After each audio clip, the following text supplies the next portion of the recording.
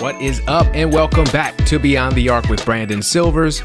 As always, I am your host, Brandon Silvers. A lot going on in the sports world right now, but we have got to talk about the state of sports documentaries, especially BS High about the Bishop Sycamore High School football team. But first, I hope y'all have had a great week. I've got some new subscribers, so I want to welcome y'all to the best community in sports media. Do not forget to share with your friends. Also, I might have some exciting news soon, so stay tuned for that. Okay, so my original plan this week was to bash the current state of sports documentaries, and I'm still probably going to do that a little bit. I consider myself to be a sports documentary expert and critic because you can't stop me. And in fairness to me, a lot of that has to do with the fact that my favorite sports documentary ever is Hoop Dreams. I'm not sure how you could possibly be watching and listening to me if you haven't seen Hoop Dreams, but in case you haven't, you need to know it's absolutely incredible and professional, actual real life. Critics and experts agree. It follows two young black kids from Chicago through their high school basketball careers in the early 90s as they try to make it to college and then obviously eventually in the NBA. That's just about as surface level of a description as possible, but there's just no way I can do it justice here. So please go watch it if you haven't. One of the many things that makes it so amazing is that it's so real, which is a testament to the two subjects of it, William Gates and Arthur Agee, as well as their families. You see the triumphs, the struggles, everything in between, both on and off the court. I've watched it a million times, and to this day, I still get emotional at certain parts because it just draws you in like that. There's something about how genuine and vulnerable the whole thing is that comes across to me as strength and inspiration. And that's something that's missing in this current iteration of sports documentaries. This started with The Last Dance. Now, don't get me wrong, I like The Last Dance. It came right when we were bored as hell during the beginning of the pandemic with no sports on TV, and we needed something, and it delivered. 10 episodes about the Michael Jordan-led Chicago Bulls with extra insight into their final championship season, starring most of the main pieces, including and most notably, Michael Jeffrey Jordan himself. MJ clearly had a huge role in making this happen, and that was reflected in how MJ-centric it was, which isn't a huge deal, but how much new information did we really get? How vulnerable did he, the man who is the blueprint for the image-conscious professional athlete, allow himself to be? Now, he was actually a little bit more open about certain things than I thought he would be, getting emotional when talking about the intensity he played with and his father's murder. But overall, I think it's fair to say that this was mostly a nostalgia play for those of us who witnessed his career in real time and a legacy flex for those of us who didn't. But again, I enjoyed it. My main issue with it, similar to Michael Jordan, the basketball player, is that it spawned a bunch of cheap imitations. First up was Derek Jeter's 7-part ESPN docuseries, The Captain, where Derek refused to really address any of the interesting parts of his career. I mean, the big selling point for this was you have one of the most private athletes ever sitting down to finally tell his story in a documentary he helped produce, so maybe we can finally get some real insight on things instead of the carefully polished nothing answers he'd give the press when he played. But nope, instead we got a Ron Popeil-esque infomercial of Derek Jeter propaganda that should have come with a warning label against using heavy machinery while watching.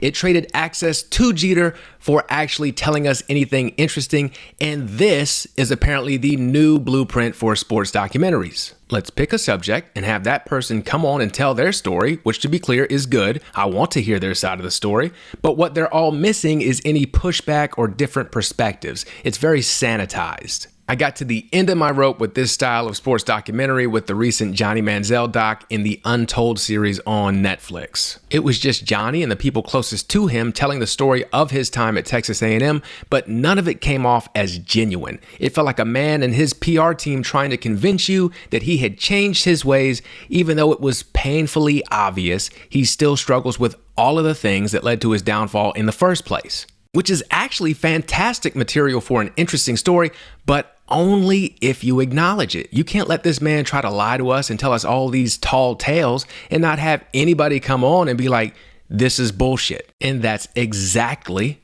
what BS High nailed. When the original plan was to come on here and bash sports documentaries, I decided to watch one last one for some extra material. I picked BS High, and I had to rethink my whole position. It was so good. Spoiler alert if you haven't seen it, but BS High is about the Bishop Sycamore High School football team that played IMG Academy on ESPN in 2021, and they got dragged by them while everyone realized basically in real time that something was up. While the game is going on, the announcers are like, we don't even have a roster that's accurate, and we haven't been able to verify that these kids are actually being recruited by the schools that their coach claims they're being recruited by. Also, this appears to be incredibly dangerous for them right now to be on the field with IMG Academy, so please pray no matter your religion, which was incredibly refreshing at the time because I've seen hundreds of NBA games where Mike Breen refuses to acknowledge that a referee has made a bad call. But anyways, it was a complete blowout and a disaster, and sure enough, it turned out that it wasn't even a real high school, and Bishop Sycamore did call itself the IMG of the Midwest, but the schools were even further apart off the field. IMG Academy is a prep boarding school for aspiring athletes with state-of-the-art everything. So state-of-the-art that it was recently purchased by a private equity firm for $1.25 billion. It has everything Bishop Sycamore did not. Classes, training facilities, food, skilled coaches, everything. But despite being so different, the documentary does a good job of touching on the fact that IMG existing directly led to Bishop Sycamore's existence and is a symptom of a much larger problem. Even in Hoop Dreams, which was filmed 30 years ago, it was evident that youth sports pay. The two protagonists in that story were both recruited by a basketball scout to go play for an expensive private school in the Chicago suburbs.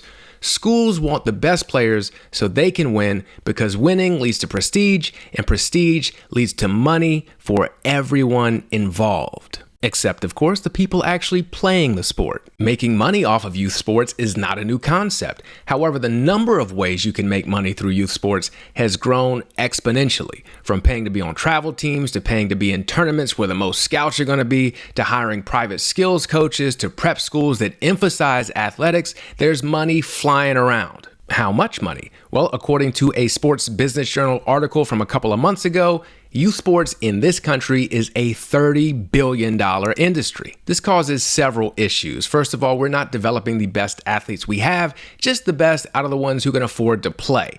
Countries that don't operate this way are better than us, or they will be pretty soon. Also, it attracts people whose main priority is making money. When you're dealing with kids and parents who don't know any better, you don't have to be good at what you do. You just have to convince them that you're good at what you do. And there are few people easier to convince than those with a dream who are in need of hope, because these con men can provide that hope. And that's exactly what Roy Johnson did with Bishop Sycamore. When you have a big dream like these football players did and you're pursuing it, do you know what happens? People will come out of nowhere to tell you it's impossible. It doesn't matter if they've seen you play, know anything about the sport, whatever. You don't even have to ask for their opinion. They'll just give it to you. It doesn't even matter who you are. Kirby Smart had that stacked Georgia football team last year convinced that nobody believed in them simply because all you have to do is find one person who doesn't, and there's always at least one. Someone somewhere watched LeBron in high school and said, look at this bum, he'll never make it. It was Skip Bayless. But when you're pursuing this dream and have all these people telling you it's not possible, you need hope. You want it. You crave it. So when someone comes to you and tells you, hey, you can make it and I can help you get there like Roy Johnson did with these kids, of course they want to believe him. And that's probably the most despicable part of this con and this story. And the con man himself is the most interesting part of this documentary. I knew enough details about what happened going into this that I could safely assume some sort of scam had taken place, but maybe it wasn't super evil or malicious.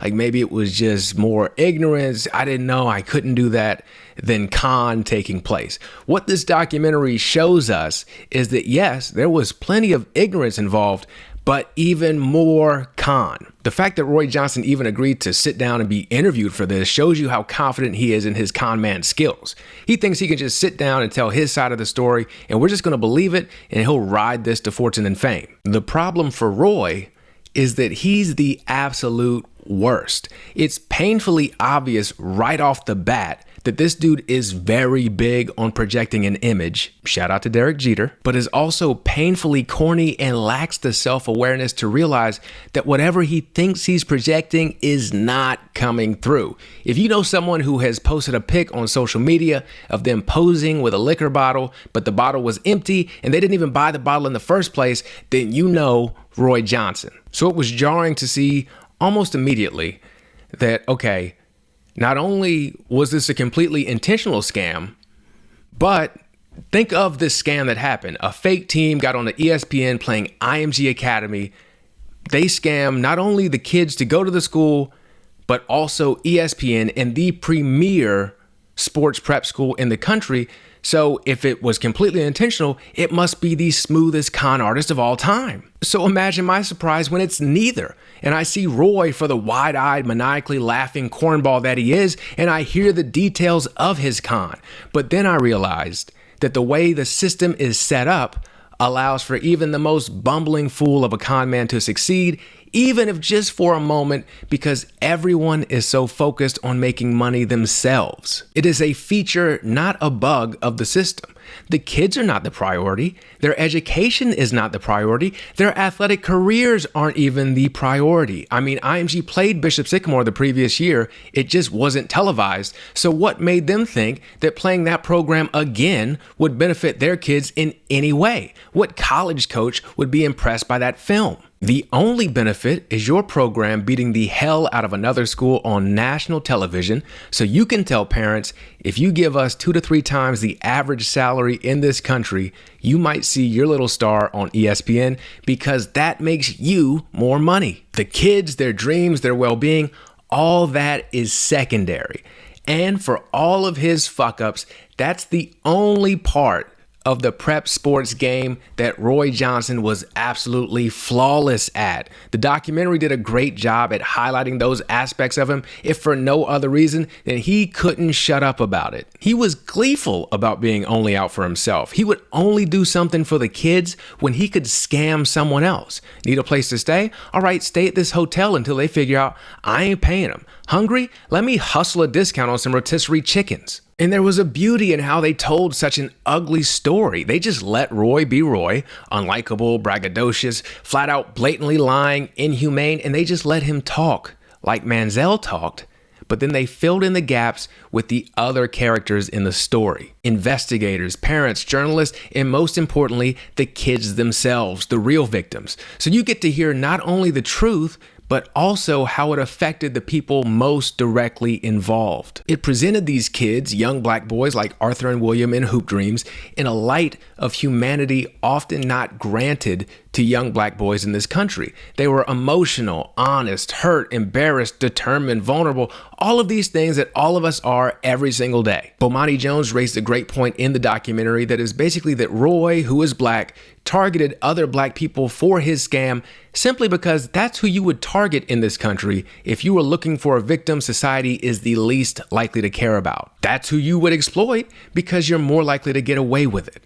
That's not just with crimes, but also portrayals in media. You could easily give a different crew this same story and have them go over the top with stereotypes about both Roy and these kids. The fact that this documentary didn't do that and also treated these players like humans was nice to see. And while this story, similar to Hoop Dreams, doesn't necessarily end on like a storybook happy ending, I don't think you really need one if you're left with some sort of hope. Hope that Roy gets what's coming to him, hope that the kids can overcome this and be okay, just some sort of genuine hope. So if you haven't checked this one out yet, please do. Let me know what you think about it. It's on whatever HBO calls their app now. They're not paying me to plug it, but they should be. Or just hit me up and let me know what sports documentaries you think I need to check out and possibly talk about. Hell, you can come on and talk about it with me. Speaking of great things you can watch, let's talk about what you're going to find on YouTube. You're going to find Beyond the Bark, where my dog Kobe makes his weekly NFL picks. You're also going to watch the Gamecocks Football Captain's Log, where I talk with die-hard Gamecocks fan and captain of Morris Island Charters, Petey Inhabitant, about Gamecocks football every Wednesday. But wait, there's more. If you didn't catch it this past Friday, you can go watch it now because it's hilarious. The most entertaining weekly college football pick'em show, Brett's Bets, has returned. We drop that every Friday. that is going to do it for this week's episode of Beyond the Arc with Brandon Silvers. Again, thank you for being here, watching, listening, rating, reviewing, subscribing, and sharing, and I will catch y'all later.